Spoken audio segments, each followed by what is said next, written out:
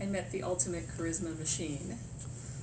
And there's a place that I love to go, and I wrote my book largely in this Park Avenue hotel in what they call the library lounge. So it has some magazines and it has newspapers. And anyhow, it was late one night, it was 11 o'clock, and I show up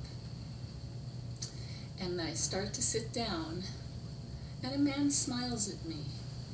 And he looks kind of like Bill Clinton, only younger and better looking. And then the maitre d' asks me to sit elsewhere. So I sit elsewhere, and I start to put in my noise-canceling earplugs to drown out that Clinton impersonator. And then I notice there's a woman in her 20s who looks kind of like Chelsea. And then I look to my right and I see these Beefcake Terminator 2 guys with squigglies in their ears. And, oh my God, that's the imposter is the real Bill Clinton. And I'm writing a book, and I thought, I can't live another day in this life without trying to get a quote from Bill Clinton for my readers. How could I, as an author who's an introvert, tell my readers to get out there and promote themselves unless I, myself, do what I'm preaching? However, I'm a private person, and I want to be respectful, and I don't want to invade his time. However, he's a public person, a public servant, facing me, the public. So I thought, But on the other hand, I just felt, oh, I can't do that, invade his time, invade his space, his quiet time with Chelsea. But he's not really being quiet. I could hear him through my earplugs. So, what do? I open up my cell phone, I run to the ladies' room, and I call my boyfriend Isaac, and I say from the stall, honey, oh my God, you're not gonna believe it's Bill Clinton. He knows where I am, and I'm writing my book. And I said, I have to get a quote from him. Can we strategize? What should I do? So we went back and forth, and Isaac's an introvert too, so we're thinking together. We don't come up with the worst possible idea, but it was up there. We decide I'm going to send the former commander-in-chief a drink. So I leave the restroom, I go to the maitre d', I say, what's he having? And he said, I can't do that. He said, but ask the men with the squigglies, who are now sitting next to me. So I go back to my table, and it just so happens I was just featured as an executive coach in a magazine called Gotham.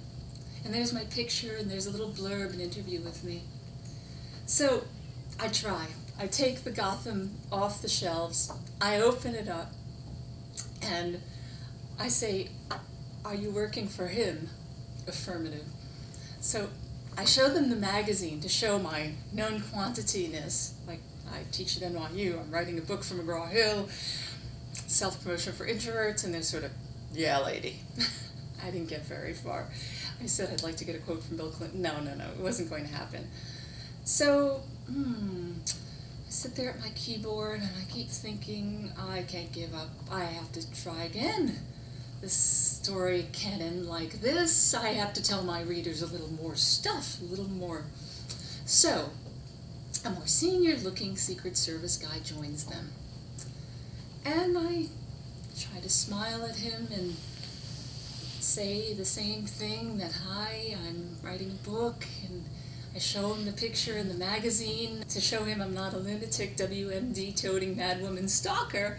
I just want to speak with the ex-president, please. And he said, congratulations, you're writing a book for introverts. He said, all us Secret Service guys, we're extroverts, except this one I'm mentoring. He's an introvert. Drop him my card. He said, that's really interesting. So I said, would it be possible to have a chat with him? And he said, well, actually, he's having some quiet time with Chelsea right now. Well, Chelsea and friends, there were a number of them. And he said, but when he's finished with his meal and he stands up, You can go over to him, and it's up to him if he wants to talk to you. Wow. Well, they were on their entrees. So I proceed to type at my laptop for the next 20 or 30 minutes until I realize it's not even on. It's just, oh, I'm trying to think of a first line. What will I say to Clinton?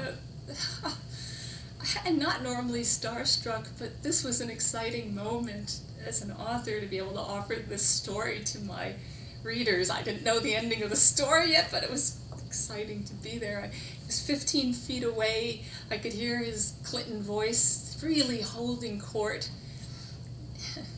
Anyhow, I remember one of the people I interviewed for my book is Lori Graff, an author and actor. And she just happened to tell me a story about a different part of town, a different year, all that stuff. She saw Bill Clinton in an Upper West Side cafe in Manhattan, and she too approached him, and she said, "I miss you as president." And I thought, oh, well, that's okay, but I'll think of something far wittier.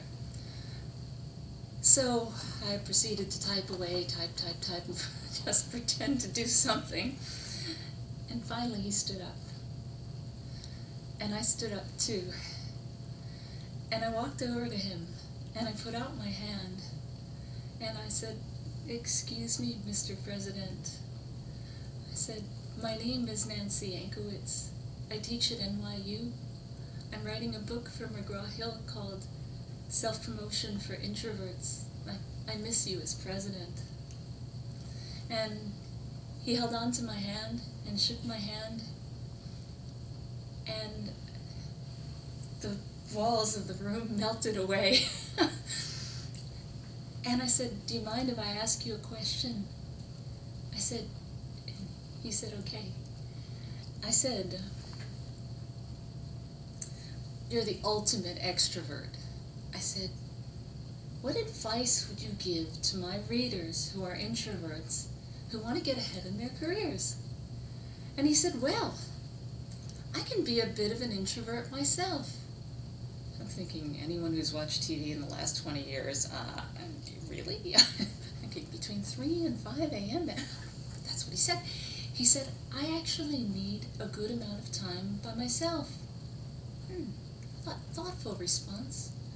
Later, I learned that he studied the Myers-Briggs, the Gores and the Clintons, and really learned about personality types. So, okay, that's what he said. He said, as to the advice that I would give, he said, keep throwing yourself out there like mud against the wall. He said, get out there, make it happen, just keep at it.